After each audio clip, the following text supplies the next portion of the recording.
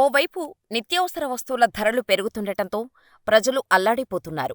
మూలిగే నక్కపై తాడిపండు పడ్డట్టు ఇప్పుడు mobile recharge ధరలు కూడా పెరగబోతున్నట్టు టాక్ వినిపిస్తుండటంతో షాక్కు గురవుతున్నారు. మొబైల్ రీఛార్జ్ ధరలు మరింత భారం కానున్నట్టు సమాచారం. గతేడాది జియో, ఎయిర్టెల్, వొడాఫోన్, ఐడియా వంటి టెలికాం సంస్థలు టారిఫ్ ధరలను భారీగా పెంచిన విషయం తెలిసిందే. ఏకంగా 25% వరకు పెంచి కస్టమర్లపై ఆర్థిక భారాన్ని మోపాయి. ఈ ఏడాది కూడా టెల్కోలు మళ్లీ టారిఫ్ ధరలను పెంచబోతున్నట్టు విశ్లేషకులు భావిస్తున్నారు. టెలికాం ఆపరేటర్స్ ఈ సంవత్సరం దాదాపు 10% టారిఫ్ ధరలను పెంచే ఛాన్స్ ఉందని మార్కెట్ వర్గాలు భావిస్తున్నాయి. ఇప్పటికే పెరిగిన రీఛార్జ్ ధరలతో సతమతమవుతుంటే మరోసారి టారిఫ్ ధరలు పెరుగుతాయనే సంకేతాలు వస్తుండటంతో మొబైల్ వినియోగదారులు ఆందోళన చెందుతున్నారు. పెరగనున్న రీఛార్జ్ ధరలు కస్టమర్లకు అదనపు భారం కానున్నాయి.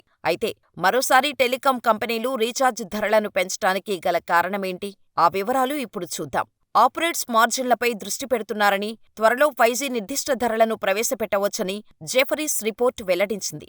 ఈ ఏడాది జియో లిస్టింగుకు వెళ్లే ఛాన్స్ ఉండటంతో దాని వృద్ధిని పెంచటానికి టారిఫ్ల పెంపుకు అనుకూలంగా ఉండనున్నట్టు జెఫరీస్ నివేదిక తెలిపింది.